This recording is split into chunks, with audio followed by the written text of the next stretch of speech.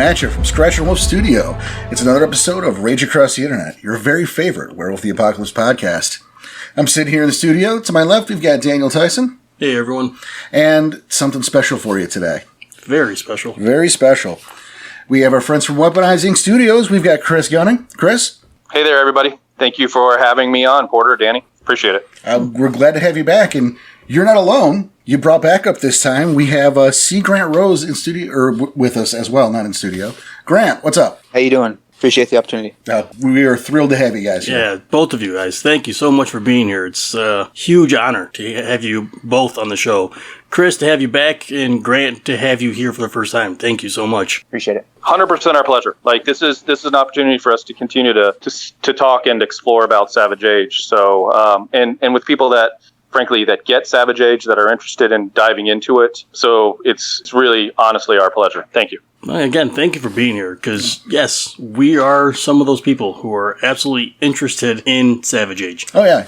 I've said before, I'll say it again, I think the future of Werewolf is in the past. And what you guys have brought together and are still building, I know you've got a bit of a laundry list of stuff in the works, and it's just, I'm loving every bit of it, and it's just the vision you're showing. I'm really excited, and I think more people should be excited about it. I agree. So anything we can do to help booster that, we're going to do it. Yeah, so I would say Savage Age is generally our opportunity for exploring the background of Werewolf. Like, Werewolf has such a cool background.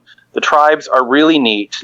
The Triad and the role of Gaia, there's a lot of stuff that can be explored, and those Savage Age allows us to get into 10,000, 15,000 years ago and not be afraid of it. That's one of the things that I want to underscore in this episode, and for anybody that's listening. Savage Age, we have spent a lot of time. While it may look intimidating, it is not meant to be intimidating. It deals with an era of history that in a lot of ways is a blank slate.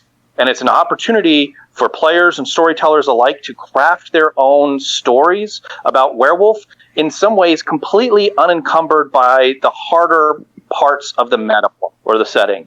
So that is why we designed it. And there's really there's no right or wrong way to play Savage Age. It's just giving you a new set of tools, a different set of tools to explore Werewolf. And in a lot of ways, this is something that Grant and myself and Kaysen, Andy, and then our artist Paul Way, our goal has been to really explore what it is to be a werewolf. I mean, we all love a Werewolf the Apocalypse. There's no question we're all here for because of that shared vision and love for a game. But there are parts of it that are constraining. And we wanted to explore a setting where a werewolf or a wereboar or, any number of the Fera that are out there have an opportunity to be awesome and badass. And what does that look like? Because it creates different types of challenges, really interesting approaches. And so that's been our goal for Savage Age. And we have really tried to put into each one of the books,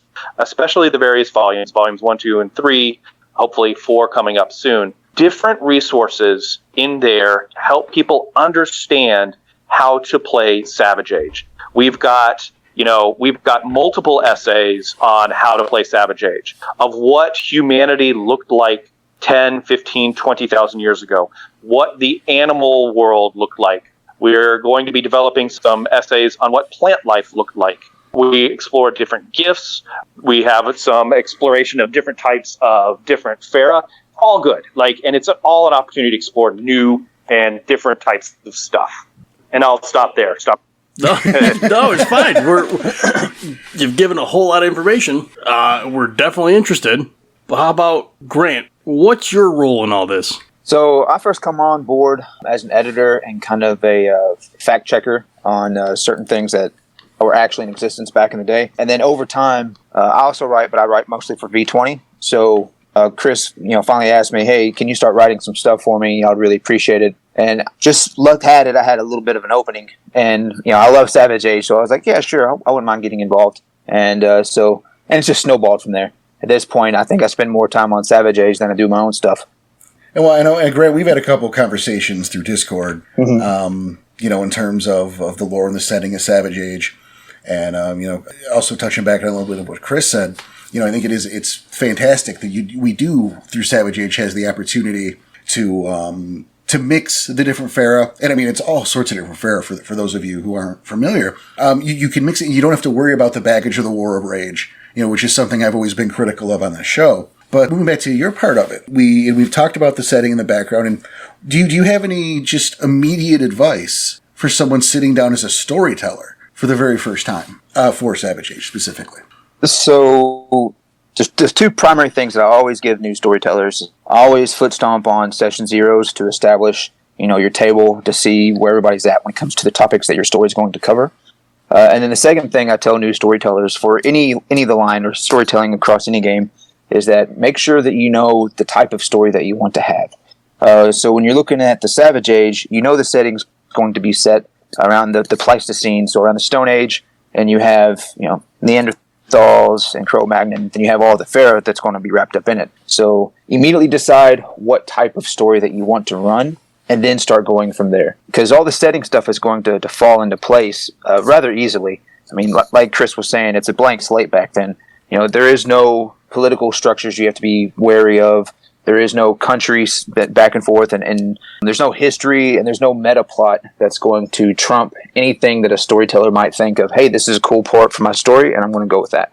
And I think that's definitely, I think it's definitely a plus. That is good advice. Yeah, session zero, that's such a big deal. And I think that goes almost all around for maybe all role-playing games, but still.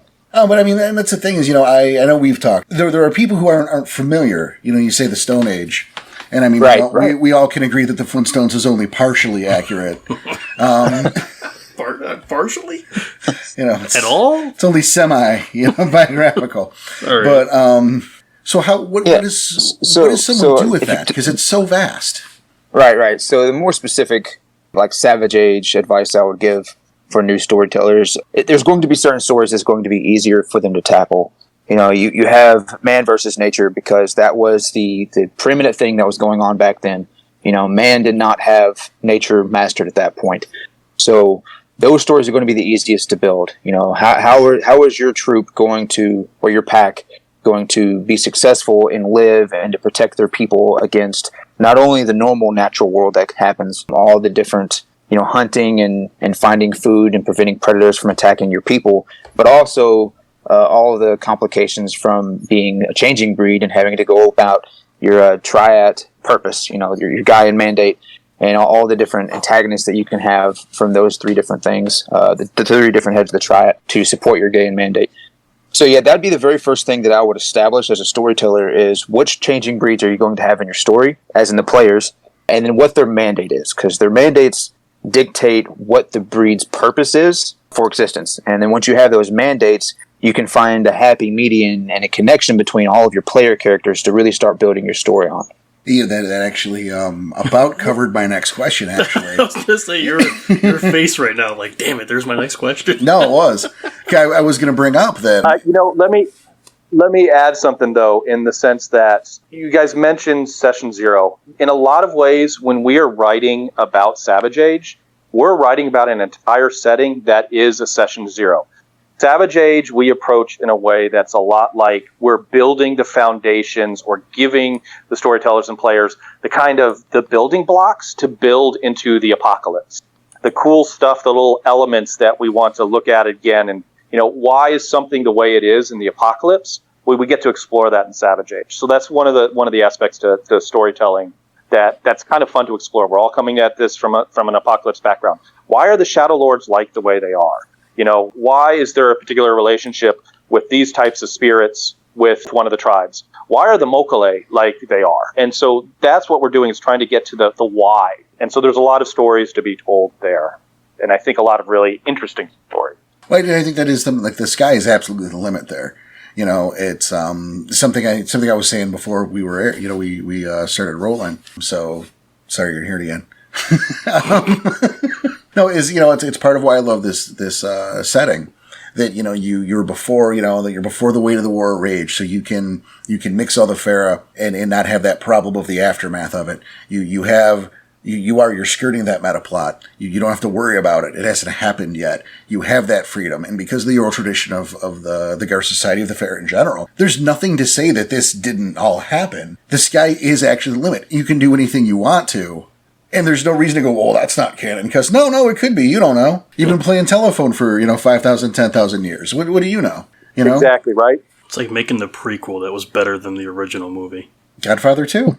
This is Godfather 2. You think Godfather 2 is better than Godfather 1? You think it's not? Gentlemen, can I get a ruling? No, I don't think it is not. I'm not touching that one with a 10-foot pole. I'm just asking for trouble.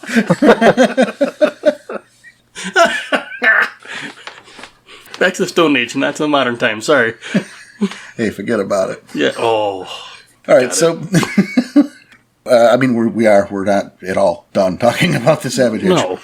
But we do want to, this episode, give sort of a primer for players who might be intimidated or who might not know where to begin, and I guess it starts with the character selection. And like I was going to ask, you covered that, the different, they all have different purposes. So what do you do if, you have, everyone wants to play something that conflicts? What's the best advice, for a storyteller when they're sitting around a table and everyone has a completely different job to do?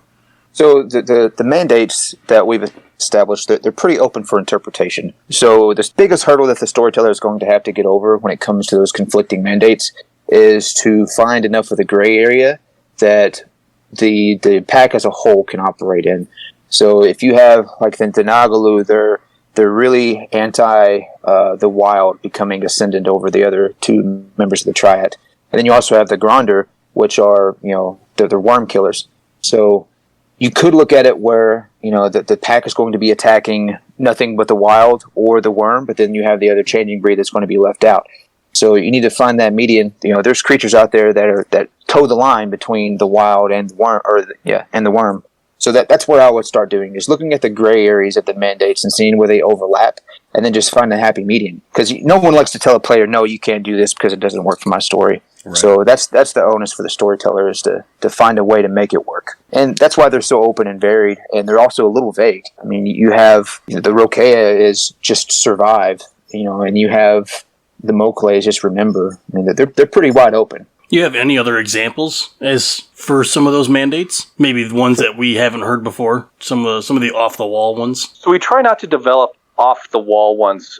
Each of the mandates is designed to kind of reinforce a specific type of play for that Farah or that character type. And to be completely open, right, the mandates are actually a lot from Werewolf the Forsaken. The Werewolf the Forsaken had similar kind of concepts for the tribes based around kind of spiritual missions. I loved that idea, and we have put it now into Savage Age specifically as Gaian mandates. And we play around with them a little bit here and there, but the goal is, like the Bastets are outright said in the mandates, you are the keepers of secret. So when the Bastet were born or created by Gaia, she made it very explicit in our version of Werewolf that this is their job.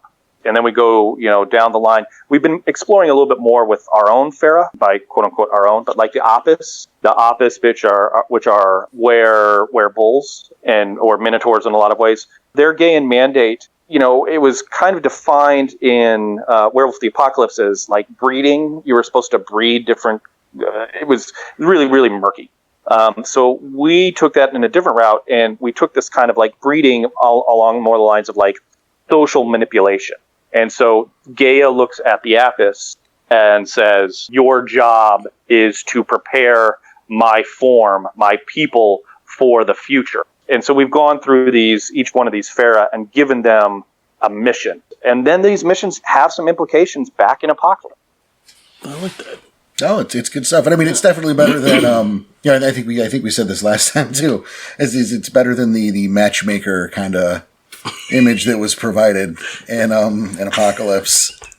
You two'd go good together. I don't want to play that character. No. It wasn't good, right? Like, who wants to play that? And so, but there's a kernel of a really interesting idea in there, and that's what we've explored, right? Matchmaker as kind of like, a matchmaker is somebody who is taking a vision of what that culture is supposed to look like generations down the line. And that's the route we went with the Apis. So there's still the matchmaker element there. We specifically try not to make anything that's in canon Werewolf no longer applicable. what we often will do, Grant, myself, and the other parts of the dev team, is take the stupid parts and make them cool. And that's a lot of fun. Like, that's us excited. And you've definitely done a good job with it. I agree with that, because there's some really dumb parts. Like we haven't talked about the lost breeds on the podcast yet, but I often refer to them as wereburgers, and that's it's much different than than the image you're providing here. Like, those aren't wereburgers; those guys are awesome. So yeah, that was always a sore spot for me. You have the wereboars, and then you have so many cultures throughout the world that have mythology based on wereboars, and then the way Werewolf the Apocalypse treated them was a little sad to me. So having this opportunity to make them cool again and to change things, and them just being basically cleaners of the earth, to how are they cleaning, why are they cleaning things, and how are they interacting with the other changing breeds to actually accomplish what they're meant out to do. I actually love your guys' take on them. Yeah, I was going to say it's a good idea. No, it's awesome. But, I always loved them in the first place. Skull pigs are my favorite enemy in Apocalypse. I hate your and so skull pigs. So to have that connection was already cool. Like, the Grounder, okay, it's not the best premise, but I can see how, it's cool. And the skull pigs, and then you guys write your version. It's like, yeah, all right. I loved how... They gotcha. Yeah. How the Grounder just don't give a shit. And how much, they're just up in your face, and this is how it's going to be. And I like how it was written that they're just a little too efficient at taking down the worm. Yeah. That the worm was like, the these guys Grounder are are interesting too. One of, I'll say we go about each one of our Fera, each approach to the Fera in a way that we sit down and we think, okay, how do we make it so that somebody wants to play this? We're really, really driven to make each concept exciting and interesting, and it's going to appeal to somebody else. So, like, when we get to the Gronder, I wanted to mention, their Gaian mandate is cleaning, right? Like, in the Savage Age, they're the ultimate, like, worm fighters. Yep. And really interesting, because now in Apocalypse, if you look at it, the Garou have stolen that mandate. Once the Gronder are eliminated, somebody had to take over that mandate. Gaia needs somebody to serve as, quote unquote, the cleaner, right? And so that falls to the Garou, partly because they have the numbers, partly because they have the physical resources to do it. But we end up in this situation now in Apocalypse where the Garou, at least from our perspective, the Garou are these imperfect tools for clearing out the worm. The Gronder were designed for this. This was their job. This was the exact mission that Gaia gave them. And now, in Apocalypse, maybe that's part of the problem. Maybe the fact that the Gronder are no longer around to clean out the worm taint, and the Garou are having to do it, and they're 80% good at it, but every year goes by, that 20% gap matters. And so that's one of the things, if we get into Savage Age, if people that are listening are willing to give us a shot, you're going to read our stuff, and you're going to find these interesting little aspects of the setting that we've seeded in there. And this is one of those whys I was talking about earlier. Why are the Garou losing the war against the worm? Why is the Apocalypse looming? Because this is one of the reasons that the Garou are imperfect instruments for what Gaia desperately needs in the modern setting. I fucking love that. That's such an awesome idea for a story. I told you. Yeah. And, sorry. And I agree. It's great. It's interesting to look at that way, too, because when you look at what you guys are creating in Savage Age, and there's what's out there, and, because I've talked to both of you guys, I know there's other stuff in the pipeline that I don't, it's not up to me to talk about. But, there's so many different mandates, and there's so many different, different fair and different positions that you see how they have merged and they have died out and how things have changed, how suddenly, yeah, just like you said, they're not all there to do their jobs anymore. And so those have to be shouldered by what's left. And I mean, it's a really great point. Yeah. I sit here and while you're talking about that, I'm thinking, well, I think about the Ampu, who are the Proto-Silent Striders, correct? Yeah, the Anupu. Yep. Yeah, the Proto-Silent Striders. And their job is they're like guardians of the dead. Okay. I'm Cliff's notes here. That's fine. No, I'm following you. I'm also making sure these guys can just punch me down if I'm getting something wrong, because they are the experts. You're okay. So, yeah, the Anupu were, and And they're in Volume 1 in Accounting for the Dead. That's our first exploration of any of the Guru tribes before there was Guru. We've talked a little bit about that in the previous episode. Yep. But the Anupu were mandated by Gaia to basically tend the spirit world. And as things evolve, that's one of the other things that we try to do in the Anupu is a good example of this. Things don't stay static.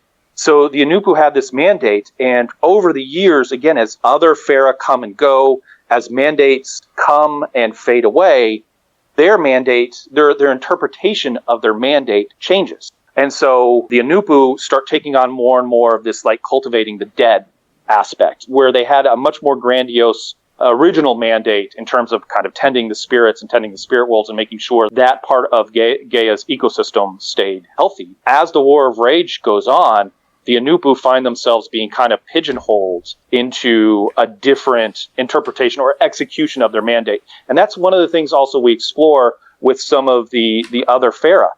They're given a mandate in some cases and then just don't follow it or don't do a very good job of it. The most current book that we have out right now is Tribe Book Welewa.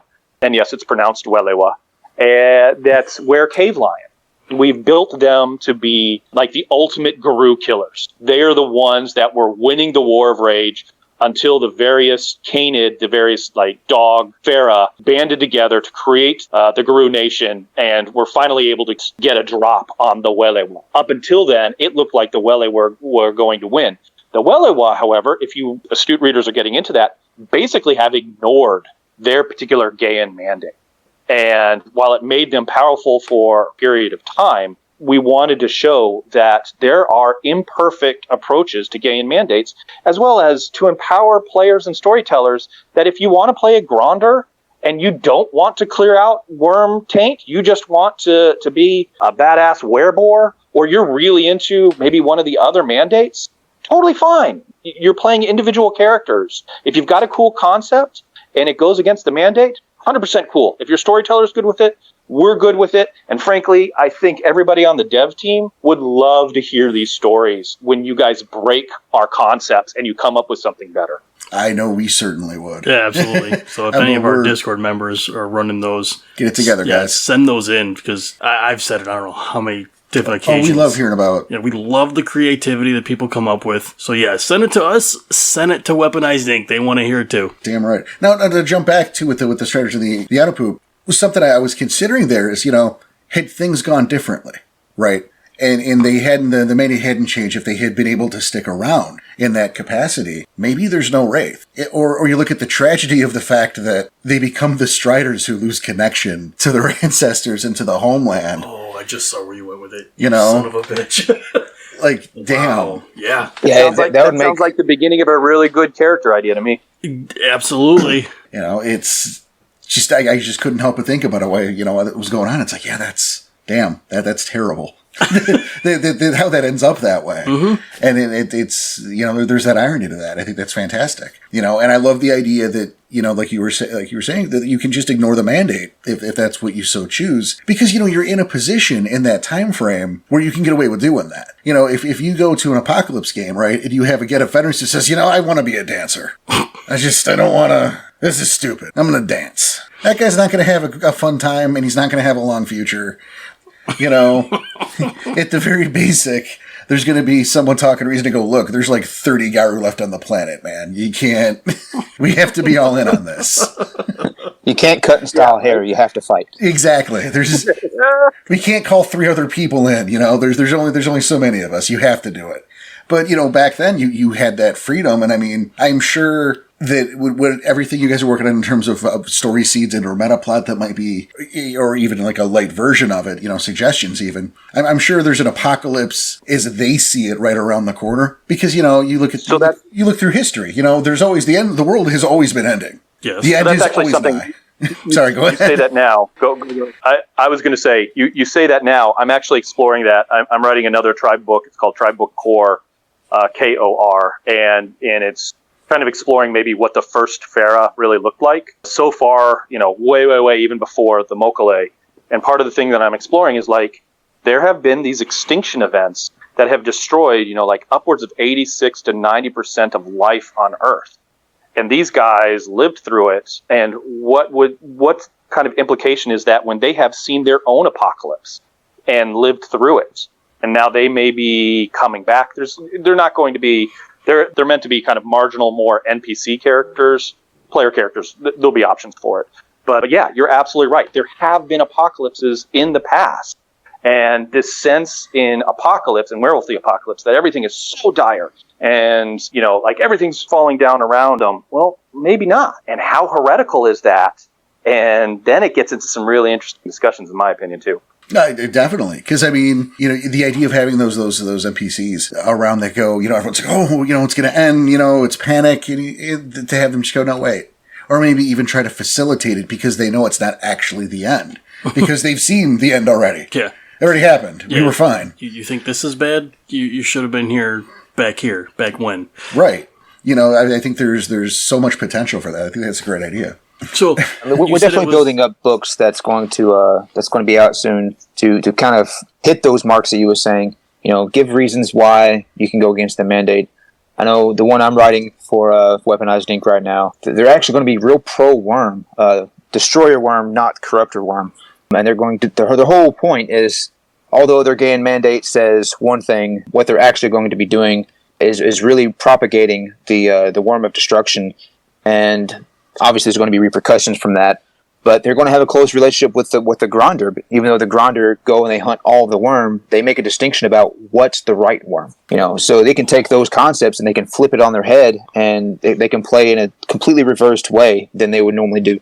That's impressive. Yes, yeah, I think that's excellent. That's impressive. I think that's excellent. I mean, I've long been a supporter. I don't know how much we've talked about it on the podcast, but I've long been a supporter at the idea that the Garu in Apocalypse are in truth more servants of the Worm of Balance at this point than they are anything else. Yeah, you and I have had the conversation on several occasions. But yeah, because they're defending the wild, but they're defending the wild because it's the weakest. Right. They're about restoring a balance here. That's why I'm saying. So this is pretty great stuff. For Grant's idea here, oh man, I'm excited for that one. That's going to be cool because I think there's such a Grant, much bigger deal. Tell us more. Tell us more about the Aja and Appa since you're going into that. Give us some more of your vision of that because I'd like to hear it too.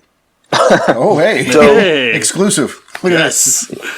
Yeah, I play it pretty close to the chest until I start hitting moments where I need some clarification. And, Chris, he allows his writers to kind of do that, to take a step back and let us really explore things and then just kind of reel us back in when we go too far. So before the Ajaba, the way we're seeing it is that they were split into two different breeds or two different tribes. You'd have the cave hyena, which were around during the Pleistocene and they died out. And then you had the standard hyena. For the cave hyena, they're the Aja, and the hyena are the Abba. Obviously over time they kind of merged and became the Ajaba. So the original mandate from Gaia was to basically take care of Gaia and make sure that corruption and decay are kept in the greater balance, so that they're kept under control, but not to destroy them. So as well as culling out the weak, that's part of the understanding of their mandate, and changing the environment to meet those purposes. So the stance that I've taken with the Aja is that they're very pro-worm, and they facilitate as much of the destroyer worm as possible, while also working with the Gronder to wipe out the corruptor aspect of the worm to try to prevent that from getting out of place. Certainly. You don't want the tainted meat, so to speak. Yeah, it's like Gaia's checks and balances.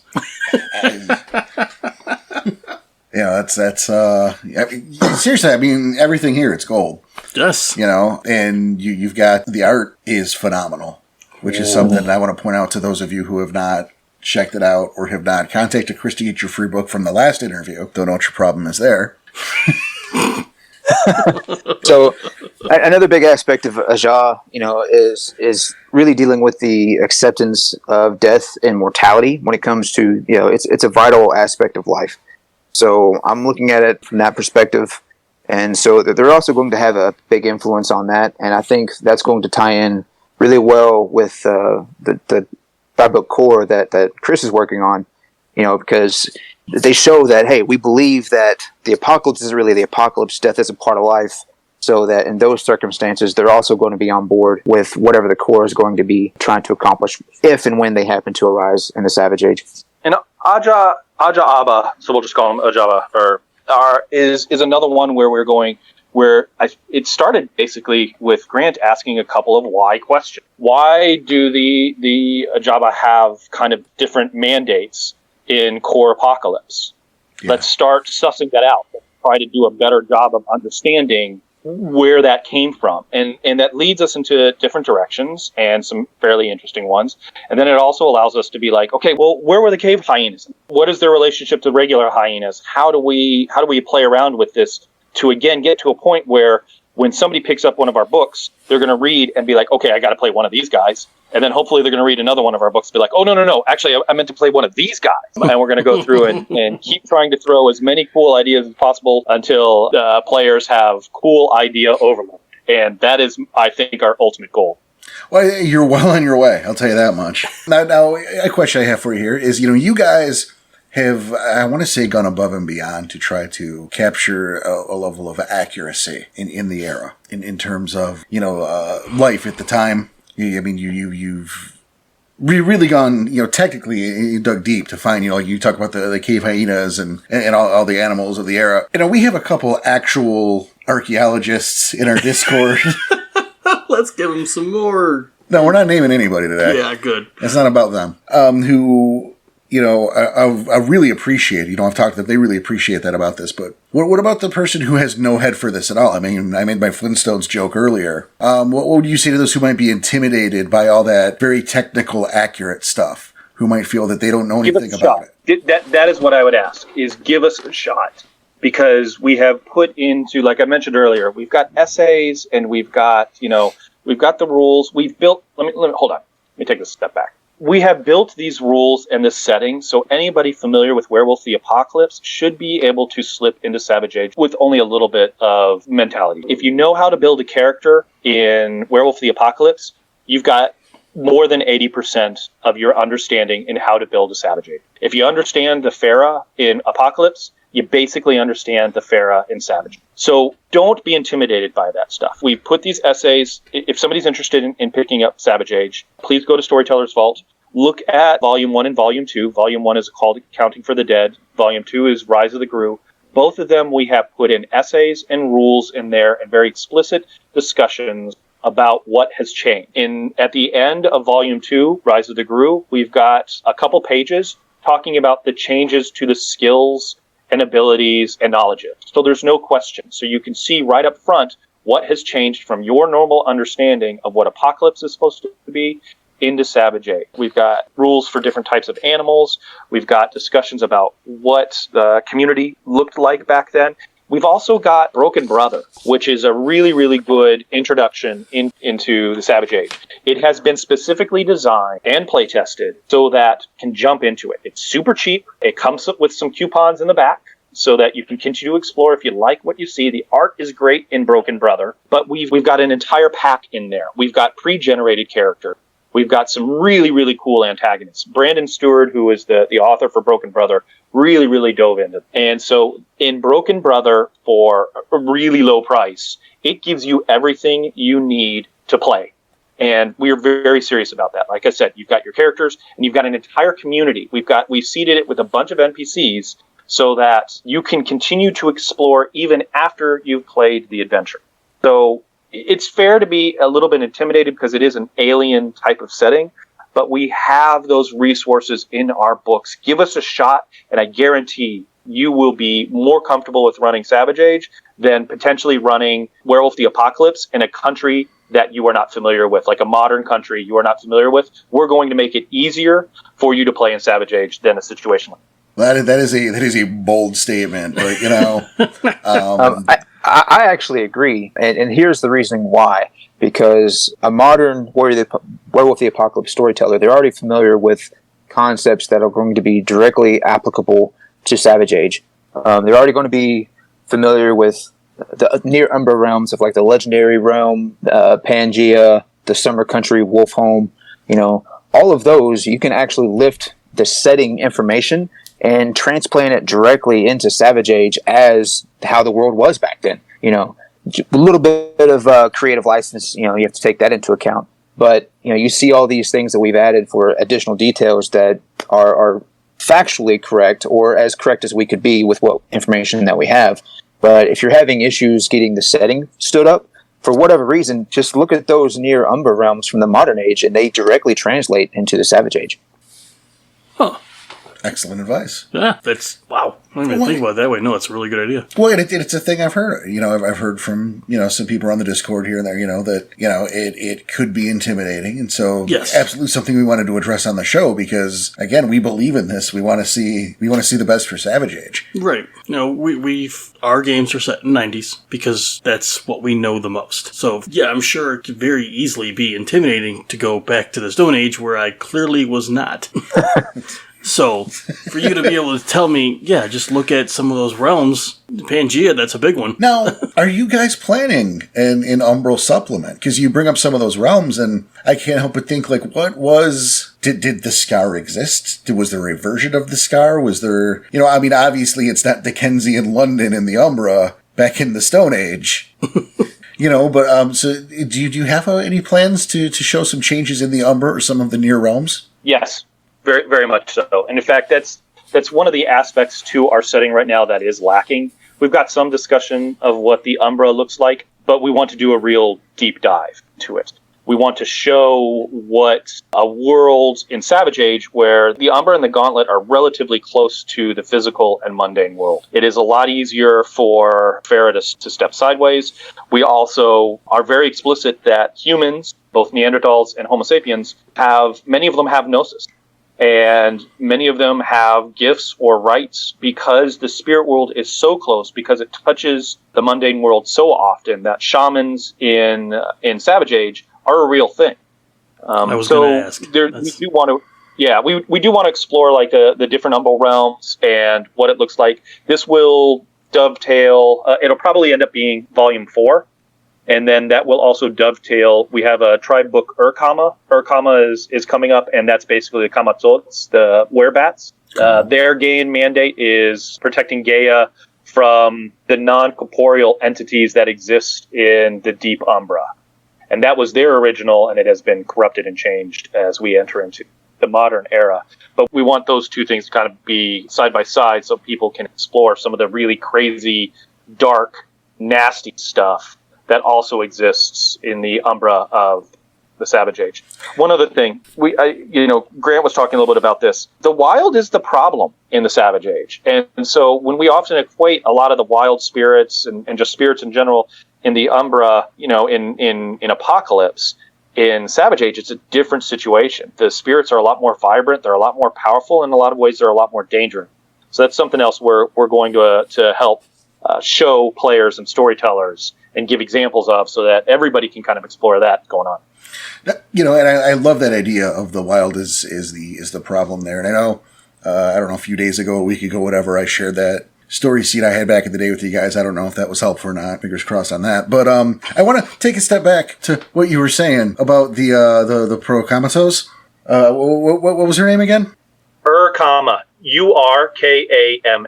Urkama. Okay. So they're dealing with the non-corporeal threats, and they're still bat shifters. That's correct. So we've shifted them a little bit away. We've taken them a little bit away from this kind of daytime, nighttime messenger thing that they balanced with the Korax and gave them their own actual man. But so you took Batman and made him a Ghostbuster, is what I just heard. If the Ghostbusters are fighting Cthulhu, then yeah. That is my favorite thing. Thank you. You're gonna play you're gonna play an Urkama now, aren't you? Batman is now a Ghostbuster. That is the coolest thing of all time. I hate you. God damn it, I hate you. No, that is fantastic. That's a really cool idea, though. It is. It's a really cool idea. But I had to make sure I was hearing that right, because I'm making jokes. That's really exciting to me. I like what he was saying, though, because right now in Savage Age, the wild is what is running rampant. Yeah. Whereas now, currently in Apocalypse, Garu are fighting for the wild because wild is the weakest. Well, and what if in the Savage Age we win too hard? Exactly my point. Yeah. Maybe they just went Yeah, exactly. They won too hard. They just went a little overzealous on what they were trying to do. Well, I'm definitely fascinated about the potentiality of the Umbra. The different things that could happen. I mean, what if the Legendary realm, you look at that today and it's all sword and sorcery. It's like if you want to do a D&D campaign in Werewolf, that's what you do. You go to the Legendary realm. Okay. No, I'm serious. Now I know. Yeah. But, what if that's some weird portent of a modern-day setting today? Or in the Savage Age? Yeah, that's a cool idea. Keep going with that idea. Yeah, no, I'm sorry. Danny we just lost. I just broke him. But I don't know what to say. That idea is it would be some weird to the Savage Age play, Eric, it would be this weird, fantastical nightmare scenario future, and it's really just a simulacrum of a current day World of Darkness. Maybe more trumped up, much like the Legendary realm is. Mm-hmm. A more fantastical fantasy version of it. But, I think that the ingenuity of a storyteller that's really looking into things and trying to flip the script during the Savage Age and how it would apply to Werewolf the Apocalypse and how it's going to end up is definitely going to have a lot of enjoyment in the Savage Age, because we're going to be able to facilitate that as much as possible. I know we have a couple other things coming up that start breaking down the actual hominids throughout the world, and how they were looking at Gaia and the spirit world as well. And, what if the Cro-Magnons were not the ones that actually succeeded and wiped out the other hominids or outbred them, or however they end up being ascendant? Maybe the Neanderthals did. Maybe the Denisovans did. And what would that mean if they were the dominant hominin on Earth? That's definitely shit to think about.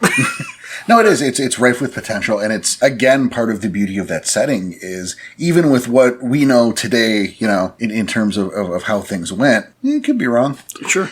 Maybe they pissed off the wrong shifter. And it wasn't that they were outbred, it's that they were punished. You have that flexibility. And I think that's fantastic.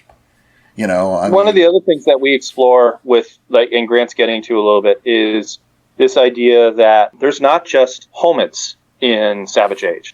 Grant's working on our third version, right? So right now we've got Homo sapiens and we've got Neanderthals. So we were looking at, the general way to build a character. And, there's 3 breeds that everybody is familiar with. But, the beast breed, because of the Pharaoh, there's actually 15 to 20 different options in terms of what the beast side looked like. We wanted to create at least a little bit of a balance so that it isn't just stock homid in Savage Age. You've got some choices, and there are mechanical implications to which you decide: Neanderthal versus Homo sapiens versus, and soon to be, Denisovians. So there's actually some variation too on the homid side, which can allow you to explore new types of characters, new types of concepts, and to explore, what makes a human in an age where the term human encompasses multiple types of people. Thumbs. Raccoons have thumbs. Well, then raccoons are human. Just saying. Well, and we will not be doing were raccoons. I'll tell you right now. Thank you. Trash panda. Trash panda. No, if we ever did were raccoons, I probably would do it as a April Fool's deal.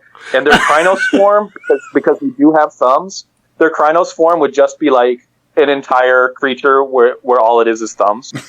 I was going to suggest the Hamburglar.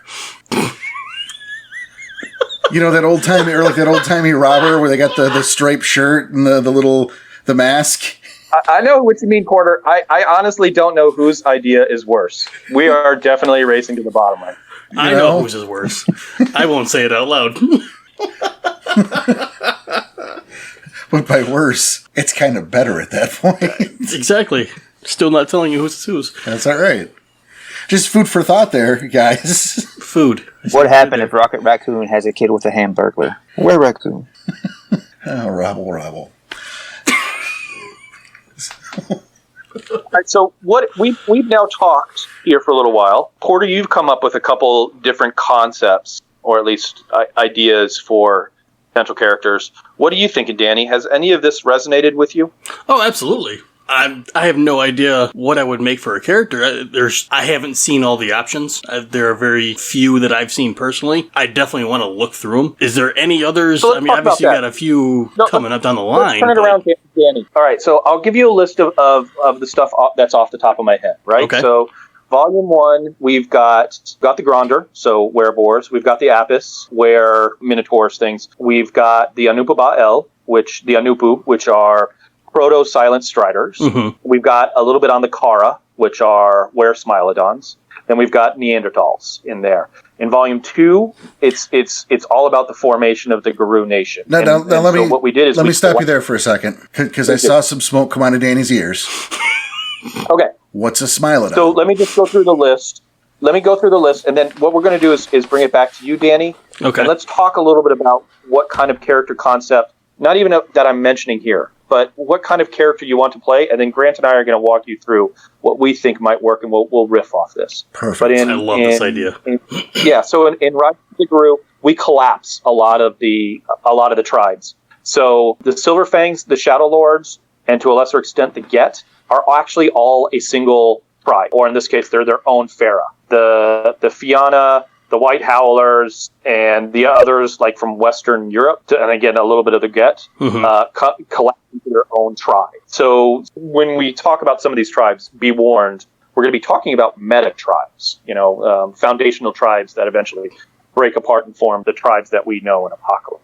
Okay. So taking that up, all right. So Porter's already got some stuff floating around in his head. What do you want to play? We've talked about Savage Age now. Like conceptually, not even talking about what type of were shifter you want to be. You want to play a warrior? Do you want to be a shaman? Like, what do you think would be interesting to explore in Savage Age? I'd go for the warrior type. I'm a little bit of, if I'm playing like a fighting game or something, and I'm definitely a brawler. Okay. All right, that's easy enough, and Savage Age really does well with the warrior types. Okay, so now let's take that. Now that we've got it, both Grant and I are thinking right now which are the Pharaoh that do best as warriors, or potentially ones that might be interesting as well. So what kind of warrior do you want to play? Do you want to play somebody that hulks out, some kind of crazy beast lord?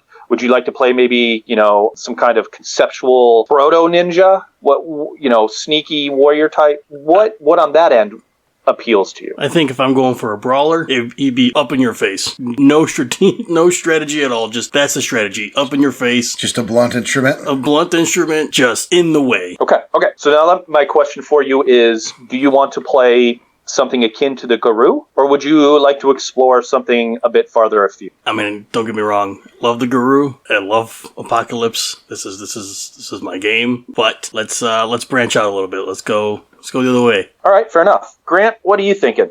So off the top, in that context, I would think Gronder. Gronder would be perfect for that type of chronicle. If you wanted to add a layer of intrigue to it, and not only be the in your face, but also have the option to do something a little bit more skullduggery, I would go with the Kara, the Were Smilodon, Saber-Tooth Tiger, and I think that would give you a lot of flexibility in what you wanted to do. I wrote down Grondor already.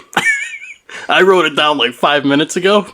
And then you guys started playing this game, and I wanted to see how close I was to you. So there you go, right there. And that's for the listeners as well. We've got our character concept. We've got the beginnings of our character concept. That's all it took. Right? Is just like you're doing in Werewolf the Apocalypse. Get a meta idea, explore it a little bit, and then apply it to a Pharaoh template. And you're good to go. So we've got our Gronder. We've got, a blunt instrument Gronder. So let's talk a little bit about what you want to do with him. It's the War of Rage, and the Gronder are at war with one of the factions of the Garou. In fact, the Gronder and their conflict with the Kucha, which are basically like the Proto-Red Talons, is what starts the War of Rage. That doesn't necessarily mean that you hate the Garou or anything along those lines, but what do you think? Like, what's your gut? Pro-Garou, anti-Garou? Are you interested in exploring the War of Rage? Would you like to do something else? Do you want to fight the Corruptor Worm? What do you want to do? What does this character do? I think he's more of fight the Corruptor Worm. I like the idea of going back for the Worm of Balance, the Worm of Destruction, bringing back that balance of the Triad, and then fighting off the Corruptor Worm. I like that idea. That's great. And so I look over at Porter virtually, and I say, Porter, does your character concept that you're floating around right now, would we be able to do something where you're able to come up with a concept that fights Corruptor Worm or advocates for the destroyer worm? Is there something in there that you can play with? You know what there is while you guys have been doing this. I mean, obviously I'm paying attention, but I'm also got the gears working. So what if I go an Apu who he's noticed that there's something wrong in term with the dead, with the spirits, and he's trying to figure out what it is, but he can't quite put his finger on it. It's like he knows there's something wrong. He's seeing things that are a bit iffy, that's not quite right, and he's under the opinion that this is a problem that has started from the corruptor worm. Maybe a glitch in the system, if you will. Yeah. That's a perfect opportunity for us to be in a pack now. Well, exactly. That's the point. You guys, and that's what's nice about Savage Age, right? Is we now have a reason for a Gronder, a Werebore, and an Anupu, which is basically a Werejackal, to be together in a pack. I love There's that. a bigger problem out there for you guys to explore. It wouldn't be hard for us now to start bringing in other characters. The hook now is Destroyer versus Corruptor, triad, big conceptual stuff. And I bet your listeners are already thinking, they could easily build a character to add to these two. Yeah, absolutely. I would encourage, if I was a storyteller at that moment, I would encourage another player to be either like one of the Aja, the Aba, or the Apis, or one of the Urkama, or even if it's set towards the North American side of the house, one of the Proto-Nuisha. And just run with that. We don't have that in print yet, but it'd be easy just to retrograde that and just throw them in there. And those are the Acme, correct? Thank you. Yes. We're bite your tongue. But when we are going to get to, we're working on a player's guide that's going to take the canon Farah that are out there, and Case and Snow is currently working on it. He's freaking amazing, and we're going to present all the canon Farah that everybody knows and loves, like the Nuisha and the Mokale and the Naga and that whole group, and we're going to savagize them, or however you want to. But we're going to put them into the Savage Age setting so people understand what to do and how to explore them as well. I'm actually really looking forward to that book. Yeah, I know a lot of people are, and it's well underway. And I will say, Grant has been doing yeoman's work. He's also been building the setting Bible for us to make sure that our various ideas are brought together, and that when we conflict, there's a way for us to deconflict and make sure every character concept, every Farah type stands on its own. All right, so we've got the beginning of our pack: Corruptor versus Destroyer Worm, hijink. We've got Danny's going to be playing an in-your-face brawler. You've got this Anupu over there, Porter. How do they solve problems? Well, I would prefer. For mine, I want a more intellectual approach, but also I would, for my character, in terms of combat when necessary. In terms of what I'd want to do, I'd want something more lithe, more agile, more precision-based in terms of combat, but would largely solve problems more intellectually if possible. What are you trying to say? I think you know what I'm trying to say, Danny. Do you guys, would you be up for exploring this Destroyer versus Corruptor meta problem within the constraints of the War of Rage, or would you prefer to stand outside of the War of Rage? And what I'm asking basically is, are your antagonists going to be individuals that are involved in the War of Rage? Would you like to explore things more on the environmental? What does the Pleistocene look like? What does the Stone Age? What types of challenges could exist outside of the War of Rage? Why don't you take that first, Danny? Me? I say we go right in the War of Rage. And maybe that's why this character is the way he is. I think I'm good with something of a mixture. I know, if I'm playing this, I definitely want to see more of the era because I'm right now not super comfortable with it. So the more experience I can get in there, the better I can do when I'm on the other side of the screen later on.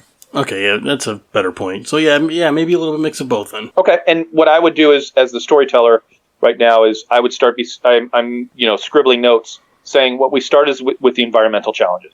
We start exploring the Stone Age without the War of Rage, probably without any of the other Farah. Right now, the Destroyer versus Corruptor.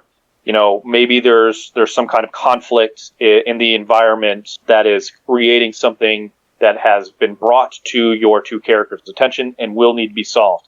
But then, after your characters have done this a couple times, my notes would stray into, all right, now we're going to bring in the War of Rage. Now we're going to potentially bring in the Were Cave Lions, the Welewa. And maybe they're so desperate and they're losing the War of Rage that some of them have turned to the Destroyer Worm Black Spiral Dancer Scythe to try to stave off their destruction. And it'd be this like particular plan of the Welewa. So your explorations into the environment then leads to these Welewa who are dabbling in dark magics and the corruptor worm, and you guys have to go in and potentially either eliminate them, or maybe more interesting is how to steer them towards the destroyer worm.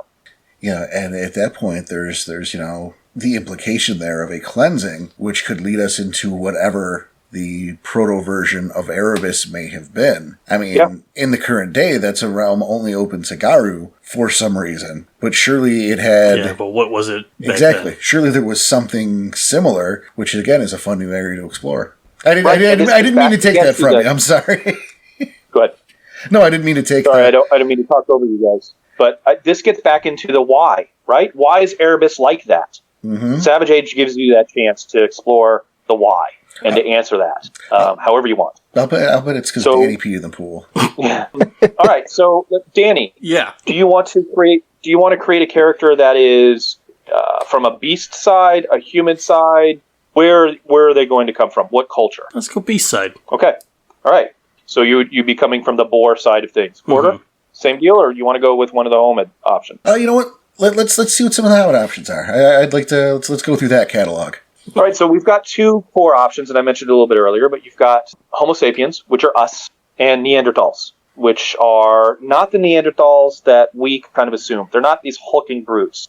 We made sure to approach the Neanderthals. In many ways, they're more spiritual than Homo sapiens. Physically, they're smaller stature. They're better physically on some of the other things like running and throwing. They're not as good at throwing. They're better at running. They're better at higher climates. So if you kind of think about where your Anupu is coming from, that might give you an idea of if you want to choose Homo sapiens versus Neanderthals. Neanderthals are tougher. Homo sapiens are generally smart. Well, I would want to go, smarter, but since, we're on a show here, we've got an audience, and let's explore the Neanderthals, because that's the road less traveled at this point. Okay. Fair enough. And so what you would do is you would go to Accounting for the Dead, Volume 1, which has the rules for Neanderthals, and it gives you some new gifts. It gives you a couple new options, and there's some rules variation for picking Neanderthal that aren't available if you pick Homo sapien. So that would be the next stage. And basically, we've got the foundations of your characters. Now it's a question of picking your abilities, skills, and knowledges, and picking your gifts. And that's all basically the same. I'm looking at your sheet, and it was a lot easier than I expected it to be. And I love that we did. I mean, this was exactly what I was hoping we'd be doing when we put this idea of the show together. Is running it through like that. I hope that for our listeners, it's going to take a lot of that mystery or a lot of the intimidation. Intimidation, out of it, absolutely. Take the intimidation out. It's okay. Like I'm looking at this sheet, and I'll tell you guys, for those of you at home, you're going to be very familiar with this sheet. You're not going to look at it and go, what is this weirdness? You're going to feel right at home. There are some changes. Yes, there are. And so in Volume 2, Rise of the Gru, right at the back, we have a detailed discussion of the changes to the character sheet. We collapsed some of the skills. Some of them obviously are, knowledge, ability, and skills. Some of them weren't appropriate to Savage Age. We wanted to introduce some new ones that would help drive play into specific areas. There's also a few less. The number of skills is not as much as you would find in Apocalypse, so you can go just as far. But you're building the same character. Those you just need to pay attention a little bit to which ones are knowledges and which ones are skills. Like Enigmas is no longer where you think you have to pick it up with someone. No, it's true. I mean, it is largely a very familiar sheet. There are some changes, and some I think are great. Like I like the weaponry over melee, or the ranged over obviously firearms, but we also replaces archery. But I mean, I do have a question. Looking at this sheet, there is a talent. Now socialize, right? I am a gamer, and I'm not really familiar with that. What does that mean? What is that? What is socialize? So the way it's described in Volume 1, it's the one that everybody gets hung up on. I was just kidding. Oh, Jesus. It was just a joke. No, but if you have something for no, that actually, we don't know, go ahead and tell us. No, actually, so Grant's going to get into this, but every one of those skills went through the ringer, or skills, abilities, and knowledge, right? Like, so Each one of them is there because we thought about it and we decided to keep it or not. And Socialize is a great example. I know you guys are laughing about it, but Grant, go into it. So, yeah, it's a combination of expression, empathy, and etiquette. So you have to think back in that time frame, everybody was so tribal. Humanity was so tribal that some things like etiquette and expression were kind of minimalized. Like, yeah, no one gave a shit about that. What was considered good etiquette for one tribe was completely alien to another that could have been like 15 miles down the road. So to keep it simple, we just combined them all into one talent, so that people that still want to flex on those social side of Chronicles and those stories, they still have something that they can lean on, that can help them express what they need to express, as well as make it easy for the storyteller to say that you're following the proper etiquette for this tribe versus that tribe, instead of trying to get overly caught up in the minutia and the random details that can conflict. That's exactly it, right? Like we went through and we collapsed some of the skills specifically because we wanted the players to know when you're picking a skill, there's a good chance it's going to be used. Rather than picking one skill and then discovering that you actually needed empathy in this case, that stinks. That's not fun. So what we've tried to do is collapse these skills. So when you pick it, when you invest, when you color in that dot, you can have a high level of confidence as a player. It's going to be useful at some point. We had that joke ready to go, and it was funny. But the fact that you brought that around and why you put that one in there makes so much sense. So thank you, because it just makes us look like jerks for having the joke, but. But it's such a good idea. I mean, you got to think, back then, during Savage Age, some of those talents and skills, none of that mattered. Why would computers matter back then? Well, yeah, obviously. But technology, stuff like that, yeah. So collapsing them to make them have relevance to the time period is extremely smart. Also, taking that out of account, think about how many games that you all have played or story told where you had a character that had no dots in an ability and it had no impact whatsoever, or vice versa. You had 3 or 5 dots filled out for an ability and it was never used in the story. Oh, sure. Yeah. There have been many a times where, I'm laughing at that guy's foreign computers. They haven't seen a city in 3 Chronicles. Yep.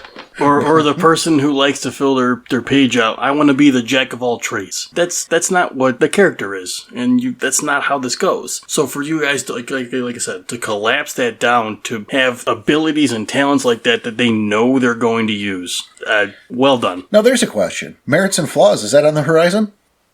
So yeah, it is. I've got a philosophy on that may not jive with everybody. I'm always a little bit worried about merits and flaws. I'm a big believer that a lot of that stuff should be role played out rather than used to get extra XP.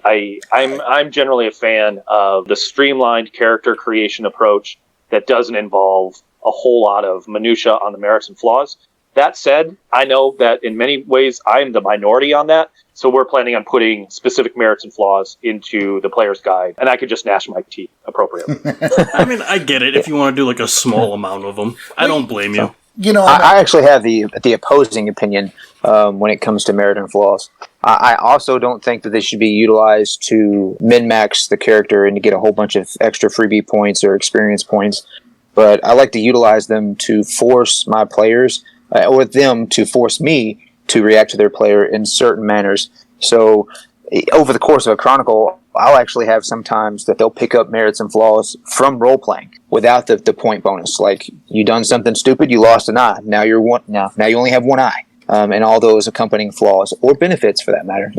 Merits, say they made a deal with a spirit Deep Umbra, and now they have, I don't know, eidetic memory or something. But there you go. It's a free merit that I will honor over the course of the story that they've role played into. So it allows me to give the players a little bit more dynamic feel to them. Well, I love that. No, I kind of love that you brought up because, Grant, I agree with that approach. I'm not a huge fan of merits and flaws for min-maxing purposes, and I've certainly outlawed my fair share around my table. But at the same time, I'm also there with Chris on the role-playing aspect. I mean, I am reasonably sure, and Dan, you'll have to quote me, you have to correct me here, that I never even explained to you and Tom nature and demeanor. No. I didn't even talk about it when you guys were making your characters. So. Yeah. I mean, I know I've written it down, but like, it's not a part of our game, so right. It's not a game mechanic. It's be your character in roleplay. Right. And you get willpower. Don't worry about it. Right. You know, so I kind of love hearing both of those approaches, and like I agree with both of them in different ways. That's pretty cool. I was going to say, and you know, I don't love merits and flaws, but they are tools, and we know, you know, people like them. So it is incumbent on me as kind of the overall developer, but then also on the writers and the fans. Tell us what they want, and we will put it together. We take a lot of pride in having as much interaction with our fans as possible, good and bad. If we're getting something wrong, you tell us, and if there is a way for me to fix it, we will. But you know, and merits and flaws is one of those. Tell us if you want them, or if you don't. If you do want them, what works for you? You know, we've got also a pretty free hand if we want to change how merits and flaws work. If we want to create a new system for it, we absolutely can. We've got that opportunity. I like that idea. No, I like the idea, but at the same time, I think you're absolutely right when you say it should at least be role played out. I mean, it's a role playing game. Yeah. Yeah, but yeah. I get caught up on like stuff like when players pick like, you know, a nemesis, or they get points back for picking an enemy. From my perspective as a storyteller, as a GM, that's just double dipping. One, you're asking to have a cool enemy that you're going to be able to fight, where you're going to be the center of the story, and you're getting points back. I've never like that. That's always been the one that I focus on in like merits and flaws. That seems to me to be a merit in a lot of ways, and I know that's kind of counterintuitive, but that's where I think merits and flaws fall apart for me. Is that a lot of kind of getting in the way of these core ideas? Go ahead, Grant. So the way I kind of counter those things is that whenever a player wants to get a merit or a flaw, if it's something like that would actually have an overall story development impact. Like Nemesis, a prime example. You take Nemesis, sure, I'll give you the points for it. But the downside for that is I make them actually create their own Nemesis, player sheet and all. It's like, you're going to create a Nemesis, cool, I will allow you to have this flaw. Now you have to build this entire character so that I can utilize it based on the stats, and then I'll flesh it out. You know, but have them a little bit more skin in the game versus just, you know. And maybe even put it on the player and be like, you know what? I don't own this Nemesis. You have to bring them in. We'll work on it and we'll talk about it at the table. But it is your responsibility to figure out when is the appropriate time to complicate your life with this. That's awesome idea. And it's, you know, I've done something similar in terms of backgrounds with Mentor. And This was something that stuck. Actually, something that stuck with Tom for a bit. You know, he took the points in Mentor, and so they get to their home set. And I'm like, okay, well, that's going to be the Mentor. This is the guy I've had in mind for this character the whole time, right? And Tom, in particular, was complaining. You know, he was playing the Fianna. His Mentor is going to be Dead Man Dempsey. The Rabies in Chains back. He's right over there. He's 30 feet away from him in game. But Tom won't talk to the guy. So he's like, what's my mentor going to teach me? Like, when you talk to him, what do you want to happen here? You got to role play that. You took the points, you get a mentor, but he's not just going to appear and go, how you doing, laddie? Can I get you anything? No. All right, well, what about if here's your free XP. Enjoy. Right? Yeah. So what about if you pick a mentor and you still don't have a mentor? You do have a mentor. You just haven't told me who he is. Oh, you know what? Now is not the time. I had to throw it back in your face. Oh, that creep. Former producer Danny, everybody. Former. Yeah, Dark Fate's another one that seems to throw a lot of Chronicles. I was going to ask, are there any other of those merits and flaws you guys want to throw in there? Because I'm quite curious now. Yeah, Dark Fate's one of those where if I have a player that wants to take Dark Fate, because it has a significant bonus to it, I make them develop that fate. Like, I'm like, hey, so this is Dark Fate saying that at some point in time, your life is going to end, your player's life. Tell me your vision for how your player is going to end. Are they going to end in a fight? Are they going to end something like that? You know, whatever. I want to get their details. And then, because I'm maniacal as a storyteller sometimes, as the story goes on, I'm like, yeah, this is what you wanted your character to die? No, I want to have it do it this way. And I'll just kill the character. I was going to say you're going to do the opposite of that. Sometimes. Yep. It depends on how well they're role-playing their guy. You know? That's true. Or you do it exactly how they did it, but you just did it way sooner than they thought they were going to do it. That works too. Yeah, that's exactly the way to do it, right? It needs to be painful. If you're getting the points back for it, you don't get to dictate when you're going to die. No. You don't get to dictate some cool event for yourself. Yeah. See, now we look at my this character. does strike me. Maybe we do approach merits and flaws not as something that you get points back or spend points on, but that are balanced. Like you take merits and flaws, and they're not even merits and flaws. They're like character builders. I don't know what the term is right now, but like each one of them is meant to be balanced and meant to deepen your character, meant to deepen their backstory, and they should have positive and negative aspects to each one of them. I think it definitely merits. Merits, great. Yeah, let's see. I'll see if we can make that work. Yeah, it's definitely worth looking into further. I'm not going to say merits this time. God damn it. Because it seems like there's something there. Although I hate the idea of, I guess, the carrot approach in getting someone to roleplay. You know, it's like Spider-Man. Action's his reward. You don't give him the prize money. You know, it shouldn't the satisfaction come with making a good character, making someone in depth? And but am I talking out of my ass, Danny? No, but at the same time, I think it's a little 50-50 for me. Okay. I picked was a flaw. It was a phobia. Oh yeah, it's annoying. But at the same time, I still use it. No, for the you roleplay aspect. You of do. it. So I can see why it could be annoying because people will pick flaws and stuff in merits like that and then not play them. Or I had a player one time pick a flaw, and I don't remember what the name is off the top of my head, but it's the one where you refuse to kill somebody in a werewolf game. And it was painful, and it was less painful for me as a storyteller, but it was painful for the other players. Like, they didn't get the points back, but they were constantly having to change their plans. The other characters were constantly imperiled, and their lives were made a lot more difficult. And this guy was just like, well, I can't do that. You know, I don't kill people. And that's fair, but it didn't seem fair to me as a storyteller in terms of the actual impact on the game. It really only benefited one player. No, I agree. And if I were the storyteller in that situation, I would actually delight in making the character pay for that. You know, in terms of, I would imagine his pack he wasn't their favorite person because of all the extra hoops he's causing for them, but also the elders and the peers around the sept going, who is this idiot? You know, we were Gaius Fangs, we're born to murder, and this guy won't do it. Right. And as a storyteller, that takes a lot of effort. So you just gave them bonus points, build their character even more powerful, and made your life as a storyteller harder, because finding that balance where you're only punishing that one particular character and not the entire group who didn't buy into this is tough. It takes effort, and it takes buy-in from the group. It takes buy-in from the player. These are all the reasons that merits and flaws are the worst things ever. I think we've definitely made a case.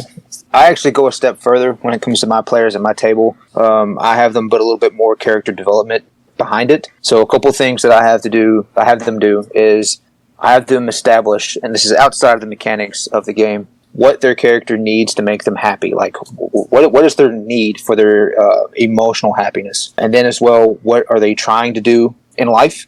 And then a weakness, like something that happened to them or an outlook that they have that is preventing them from accomplishing that goal.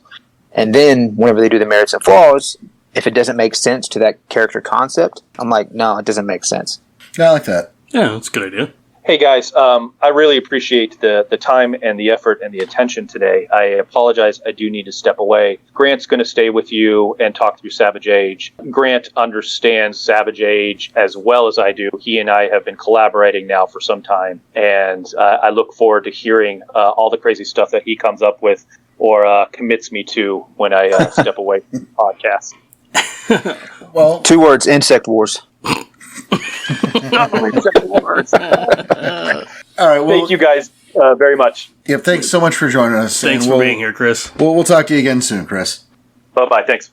See ya. All right. So we don't have a whole lot more anyway, but I am very curious from Grant. Okay. We do our inaugural favorite tribe and auspice questions, but we're Savage Age, or he's Savage Age for that matter. Oh, okay. Well, before you, I see what you want to do here. Okay, before you do this, because now this is select. Mm-hmm. All right. Here's the thing, guys: is when we have a new member join the Discord. Mm-hmm. We do this whenever possible. Sometimes you fall through the cracks. If this didn't happen to you, I'm sorry. But we have a list of questions we give to people when they join our Discord server. You know, standard kind of getting to know you icebreaker type questions. You know, related to the game. So I see what you're doing here, Danny, but there were people that are listening that don't know what you're doing here. Okay. So if you want to answer, you can join our Discord, which you can get through our website, by the way. That's rageacrosstheinternet.com. It's not what I was doing, but we can do it anyway. But I just did that. Okay. So without further ado, go ahead, Danny. No. Being as big of a part of Savage Age as you are, which one is your favorite of all the different shifters that are being created or recreated, for that matter?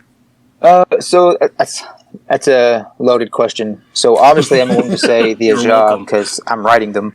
I have to give myself props. But outside of my own created works, I really like the Nagalu, the Were-dire wolves, centralized in North America. I think that their focus of fighting the wild versus the other two members of the Triad is definitely on par with the feel and story aesthetics that Savage Age really encompasses. Yeah, there's just so many. So I like the Owl as well, which we haven't really went into depth with, which is the Were-turtles of the Mokole, that we're moving them as far away from the concept of Ninja Turtles as possible. Oh man! I was gonna bring it up. And you just made Danny very sad. Yes, you did. They're my absolute favorite. So on, man. there's some layers that are going to be involved in those tribes and breeds with the Nisovans that I'm developing as well, and some curveballs with I always can't say this properly.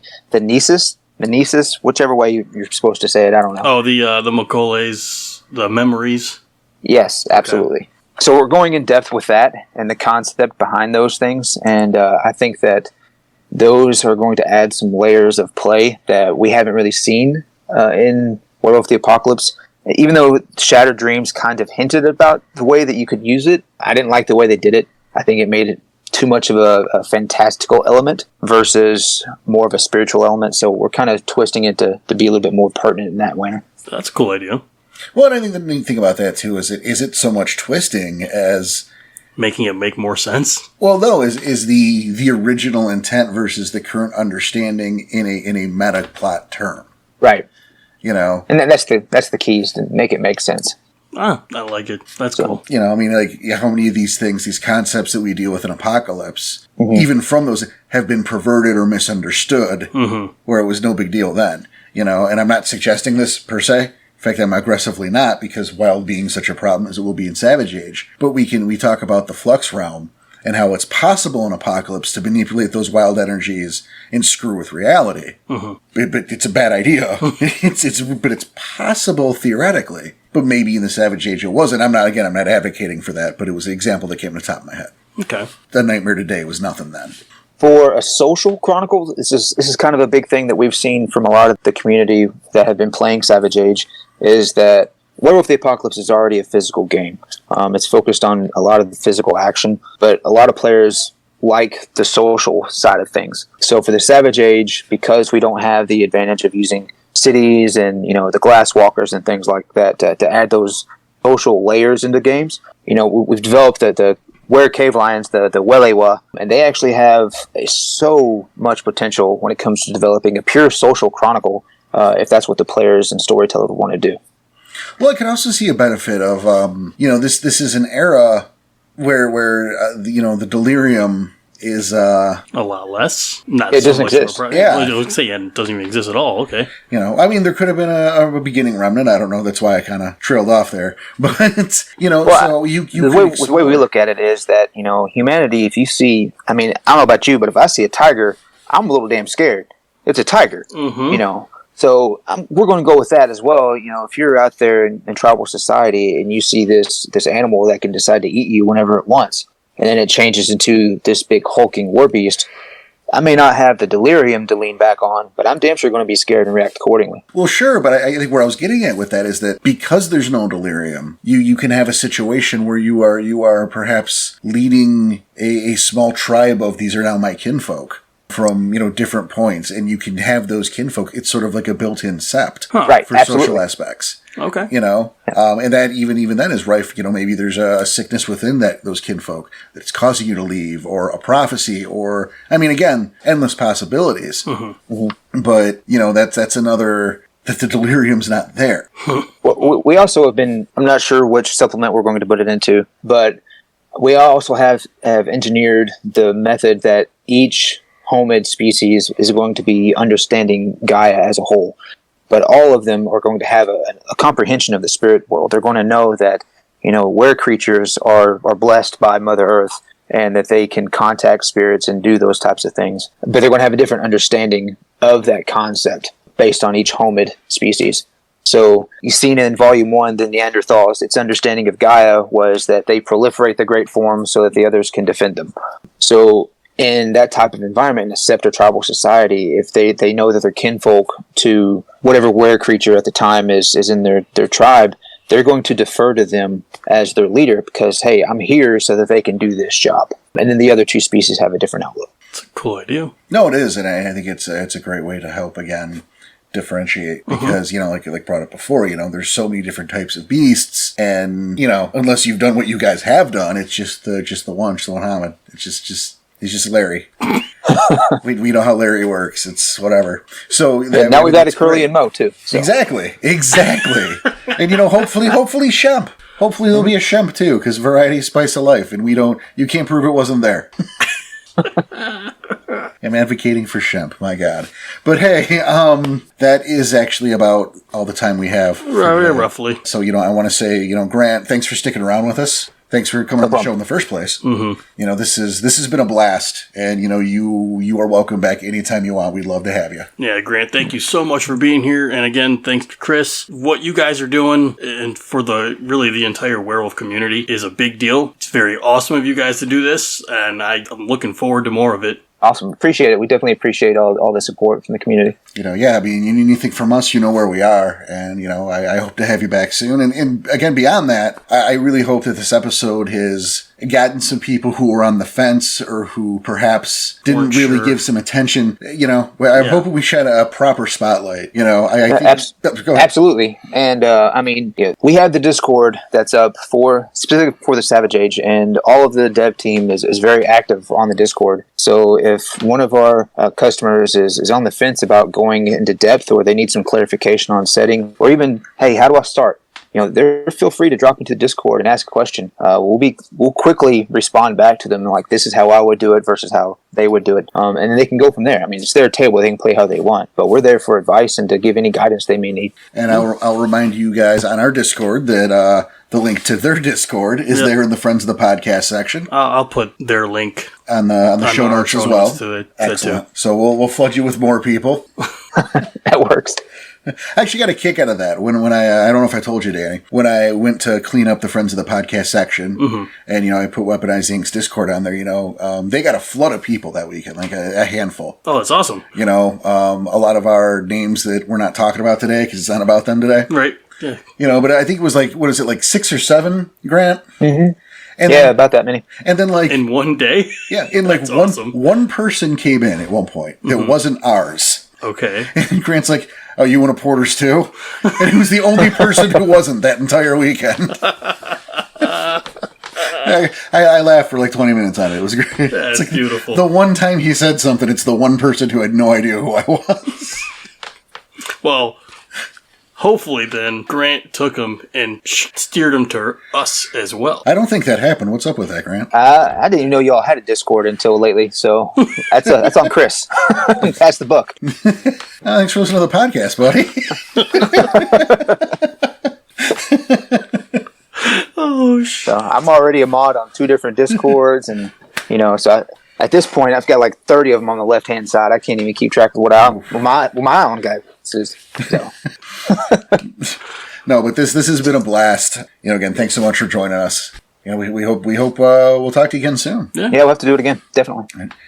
In the meantime, for the rest of you people, we want to thank you for listening. Make sure you try out the Savage Age. Check it out; it's definitely worth it. Show them your support. You can find the books through DriveThruRPG, which again we have the affiliate link. It can hurt our feelings any. You can get on that. Make me feel better. Right? You can get to their Discord through our show notes or through the Friends of the Podcast in our own Discord. I'll remind you guys that our store is open now. Have a look. Check out the stuff in there. It's pretty good. We still got the sale going on for another week or two. Probably at this point, yeah. 10% off. Get your 10% off code in our Discord. And, please keep those thumbs up, the likes, keep telling your friends, keep telling your friends' friends. Everything we can do to reach more people, to get more people into this hobby, to fall in love with games like Werewolf the Apocalypse and Werewolf the Savage Age, for that matter. So, on behalf of Tom, who's hiding somewhere, Danny Tyson, myself, and, hey, our friends at Weaponized Ink, I want to thank you for listening. Keep howling, take care of each other, and we'll see you later.